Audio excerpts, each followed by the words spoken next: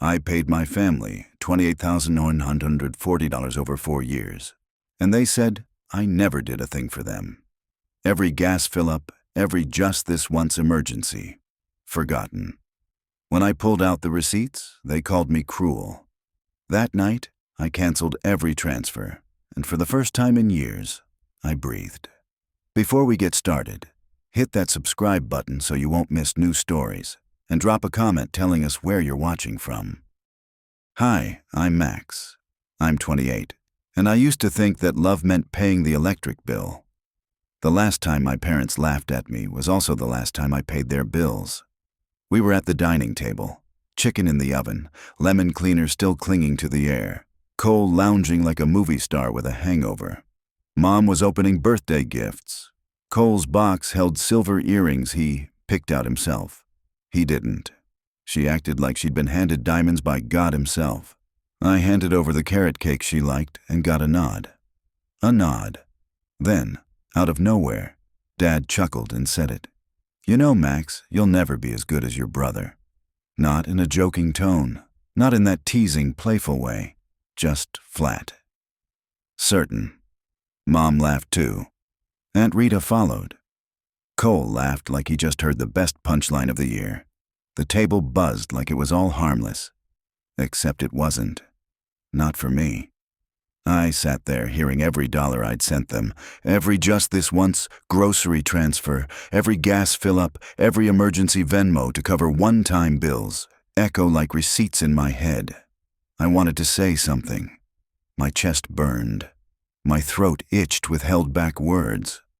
I thought maybe I'd let it go again. Be the dependable one, the quiet one. Keep the peace. But when Aunt Rita said, "He's the man of the family now," and Mom nodded, something in me cracked. I stood up. My fork clinked against the plate. The room froze. "Then tell him to pay all the bills," I said. "I'm not sending money anymore." That's when Mom blinked, confused. "What money? We never received a single dollar from you." "Oh, okay." I didn't throw the table. I didn't scream. But something in me rose like a wave that had been building for years. I'm Max. I'm the oldest, the reliable one. And apparently, I'm also invisible. You know that weird moment when your whole life replays in your head, not like a highlight reel, but like a bank statement? That's what happened when Mom said she never got a dollar from me. My brain didn't even flinch. It opened the vault. January 14th, 2019. My first transfer, 120's power bill after a snowstorm. Dad said, "Just until Friday." I believed him. Then February, gas money. March, groceries. April, the car battery. I could have narrated every payment like a TED Talk. But there in that dining room, with everyone staring, it felt like I was the one rewriting history. Mom's face twisted like I'd accused her of stealing. "Receipts?" she repeated.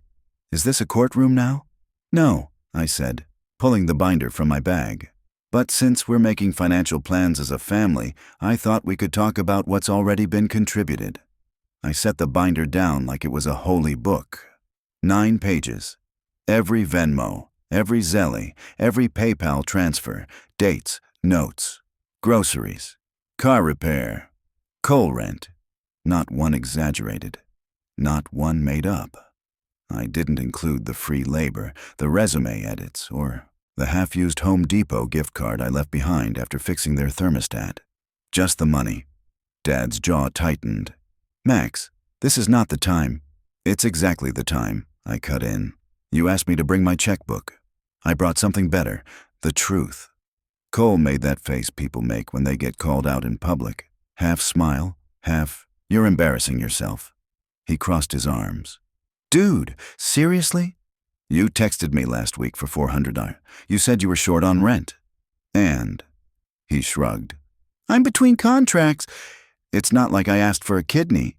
"You asked for $400, I said. After I already sent $220 to Mom for groceries. After I paid for new tires last month. After—" "Enough!" Mom snapped, louder than I'd ever heard her. "You've made your point." I turned to her. "No, I haven't. Because the point isn't just the money. It's what it meant. Every time you asked, I said yes. Every time you needed help, I gave it. And every time I was quiet about it, because I thought that's what love looked like. And now you're telling me I imagined it?" She blinked. "We didn't ask you to keep track. You didn't have to. You asked for help, and I gave it. That's what this is. Not an accusation. A record." Aunt Rita leaned forward like she was about to play peacekeeper. "Max, sweetheart, families aren't ledgers." "In this house," I said.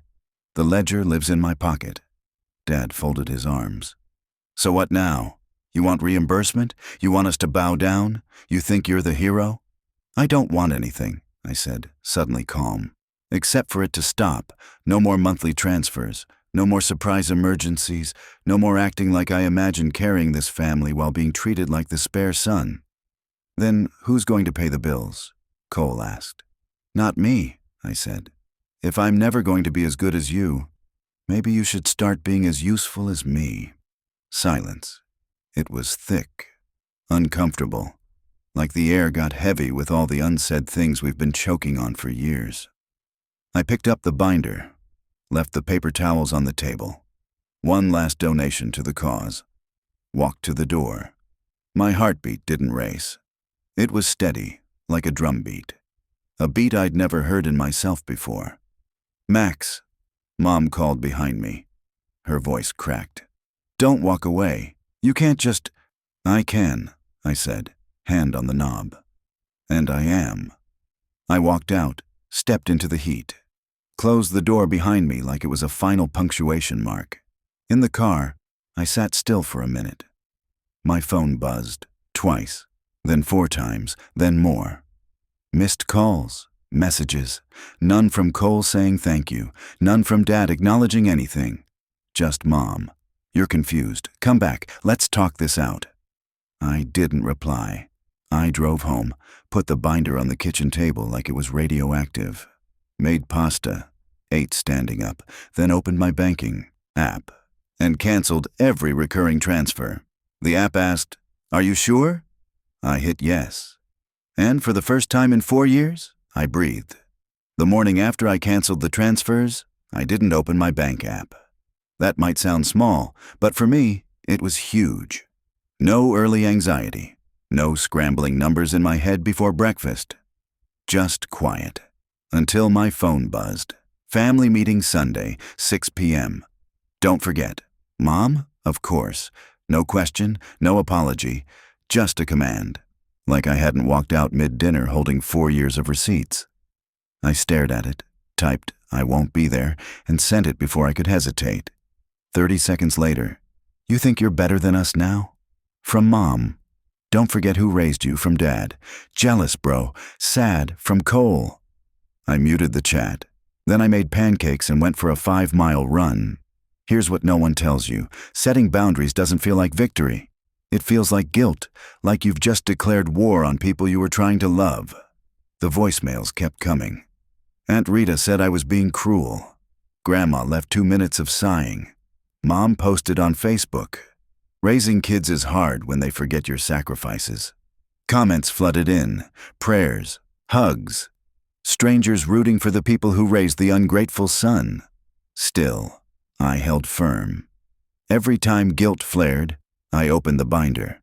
Not to relive it, just to remember I wasn't imagining any of it.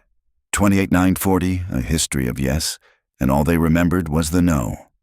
Then Friday came with a surprise email from Cole. Subject, "Be real, bro."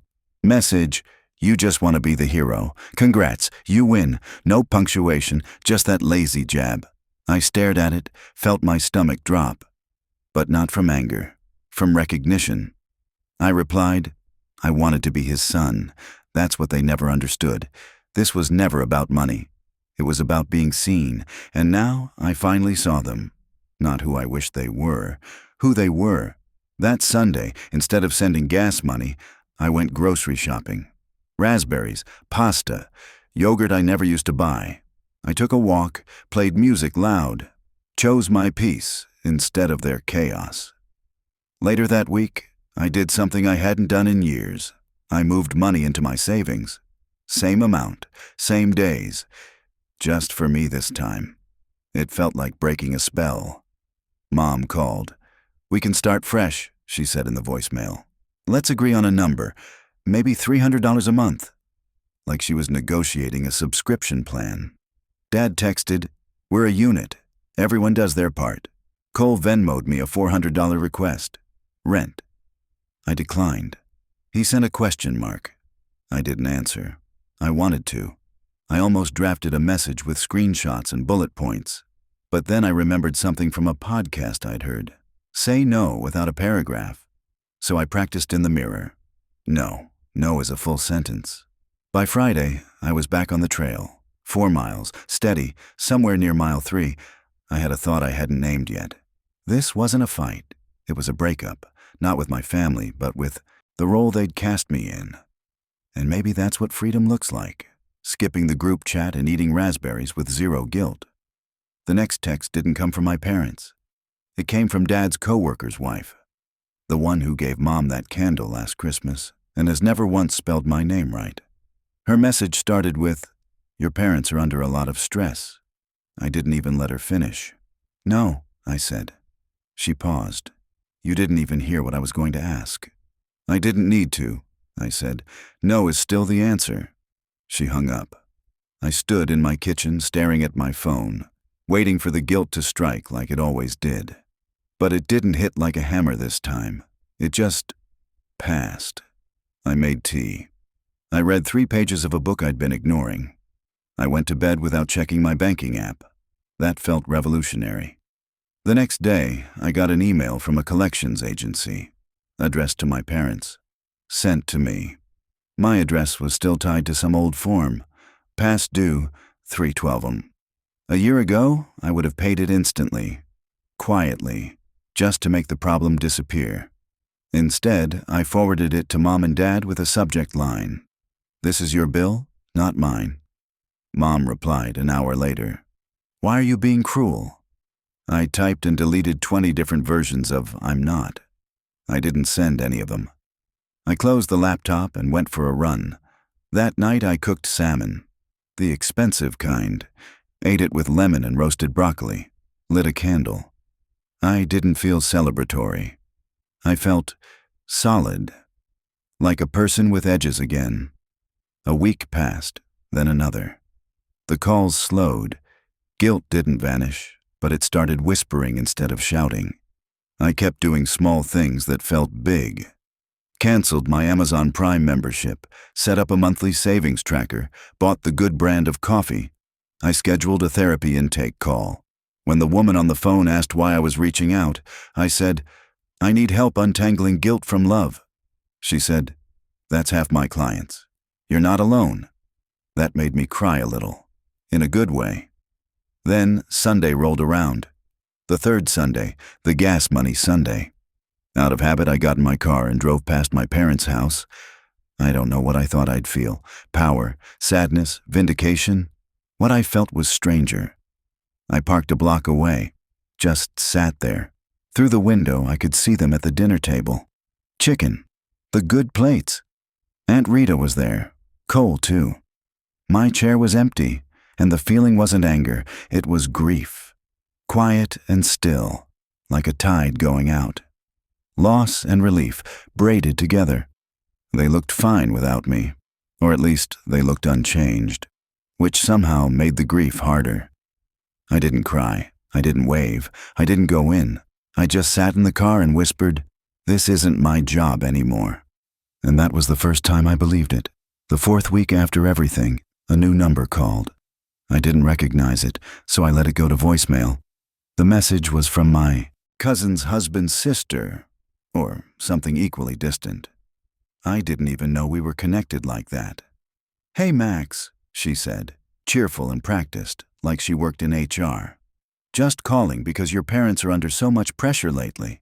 It's hard on them, you know? Thought maybe you could—" I deleted the message before she finished.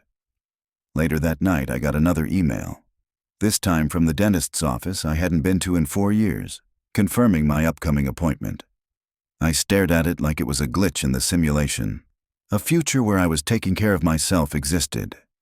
Apparently, I lived there now. Then came Cole's second Venmo request, this time for $150, just the note, "PLS man." I declined it without blinking. He followed up with a text. "Seriously? You're gonna be petty now?" I didn't reply. That part of me, the part that used to race to his rescue, had finally shut down, like a power grid switched off in an abandoned building. That weekend, I was at the farmer's market, picking out apples like a person in a peaceful montage, when I got a text from Mom. "We miss you. The dog misses you. Please come to Sunday dinner, just to talk." There was no mention of money, no guilt, just a simple, soft message. And it wrecked me.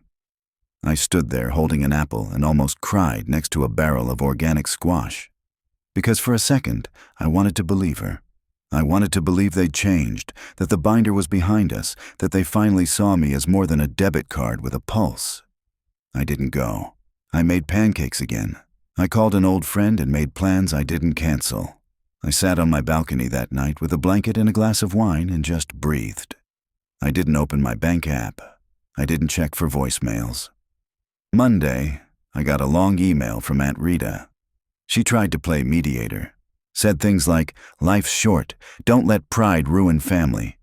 She said Mom was heartbroken, Dad was wounded, Cole was confused. She said maybe I should have warned them that I felt this way. Maybe if I'd communicated better. I didn't reply. Not because I didn't have the words, but because none of them would have mattered. People who benefit from your silence always treat your voice like a betrayal. Instead, I opened the PDF I'd made of the binder, just to glance at it. Just a few pages, $80 for gas, $220 groceries, $900 for the water heater, $28,940 in total. I closed the file, exhaled, then added a new line to a new document. My savings account, $200 and rising. That number felt small and enormous. The spin didn't stop. It just changed shape. A cousin sent me a screenshot of Mom's latest Facebook status. It's hard when the ones you raise forget who they are. Praying hands emoji. The comments were predictable. Kids these days. So selfish. Stay strong, Mama. One of her church friends even offered to start a GoFundMe. I almost laughed, except it wasn't funny. Cole posted an Instagram story. Selfie in front of his new sneakers, sunglasses on indoors, captioned, "Self-made." I wanted to comment, "Funded by the Bank of Max," but what would be the point? They were all building a version of the story where I was the villain, the ungrateful son, the dramatic one, the cold-hearted loner who turned his back on family. But here's the twist they'll never write into their script. I didn't walk away out of spite. I walked away because I had to save the parts of me that were still mine. When your love gets turned into a utility bill, your presence into a direct deposit, eventually something in you breaks, quietly, without announcement, like a foundation shifting in the night. By the time anyone notices, the walls are already cracked. So I started rebuilding. I went to therapy every Tuesday. The first time I said, "I don't want to be angry. I just want to stop being tired." The therapist nodded like she'd heard it 1,000 times, because she had. I picked up running again. Not for fitness, for escape. 3 miles, then 4, then 5. My chest stopped feeling like it was carrying a backpack of guilt. My legs started to trust the ground again. I opened a high-yield savings account and set up the same monthly transfers I used to send to my parents. Watching that money land in my name felt like I'd grown a second spine. I started going to the grocery store with a list that only included what I wanted. I bought the expensive yogurt. I bought 3 types of berries. I bought a loaf of sourdough from the bakery that made me feel like a person who had their life together. One Sunday, instead of sending money or guilt texting, I FaceTimed a friend from college. We hadn't talked in a year. She asked, "How's your family?" And I said, "Complicated, but I'm okay." And I meant it. I still drove past the house sometimes, not to check on them, just to remember. That third Sunday, I sat in my car a block away and watched the windows. Lights on, dinner in progress, my chair still empty. I thought I'd feel like an orphan, but what I felt was something softer. Grief, maybe, but not sharp grief, not jagged or raw, just real. The kind you carry in your chest like a small box of things you still don't know where to put. They never apologized. They never said thank you, and maybe they never will. That doesn't mean I imagined it. That doesn't mean I was wrong. They were just living in a story that made more sense to them. And now, I'm living in mine. Here's what closure actually looks like. Not a dramatic confrontation or some movie-worthy reconciliation where everyone cries and swears to do better. Closure is quieter, smaller, like realizing you don't need to keep checking your phone anymore, like making pancakes on a Sunday morning and not wondering who's going to call you with an urgent request, like walking past your binder in the closet and not feeling the need to open it. Yeah, I still keep the binder. It's in a blue folder, tucked between tax documents and a pile of cords I don't use. I don't look at it often. It's not a trophy, not some symbol of my martyrdom. It's a record. A breadcrumb trail for the nights I wake up wondering, was it really that bad? When that doubt creeps in, because it still does, I open a page. $120 for electric, $480 for tires, $250 for the plumber. I read just enough to remember. I didn't imagine it. I didn't exaggerate. I gave and gave and gave, and they called it nothing. Mom still texts now and then. Mostly pictures of the dog. Sometimes a forwarded meme with no context. Never a thank you. Not for the years of bills. Not for the hundreds of quiet rescues. But I've stopped expecting it. That's her story. I've stopped trying to edit it. Dad never followed up. No calls, no emails. I think he's waiting for me to fold. For me to crawl back and apologize for speaking the truth out loud. But I won't. Because I didn't leave in anger. I left in self-respect. That's the difference they'll never understand. Cole? Silence ever since that email. The one where he said, "Congrats, you win." Like this was a game. Like I was keeping score for fun, not survival. I didn't respond. Not because I didn't have the words, but because I'd already said them, to myself, to my bank account, to my boundaries. He won't reach out again. And if he does, it'll be with a flex emoji and a new excuse. I'm done accepting guilt dressed as gratitude. My life now, it's smaller in the best way. It's mine. Sunday mornings are for long runs and pancakes with real maple syrup. I move money into my savings account on the 1st of every month. I keep a grocery list that doesn't include anyone else's preferences. I go to therapy, and I don't lie about how tired I am. I've even started planning a vacation, my first in years. Somewhere quiet, with ocean sounds and no cell signal. Some nights, the ache still visits. I miss the idea of family. The version I tried to buy with silence and Venmo. The version I believed I was building every time I said yes. But now I know. You can't build something alone. Not even with 28,940. I used to think love meant always saying yes. That being the dependable one meant carrying everyone, no matter the cost. But here's what I've learned. Love without boundaries becomes debt. And love that demands your exhaustion is not love. It's a transaction wearing a smile. If I could go back and tell 21-year-old me one thing, it wouldn't be don't help. It would be don't disappear to do it. Don't lose yourself in being the solution. You are not a utility. You are not their emergency plan. You're a person, with needs, with worth. Here's my final promise to myself, the one I read back whenever I feel weak. I won't let anyone turn my love into a bill. The door behind me is closed, but the window ahead, wide open. And this time, I'm walking through it without looking back.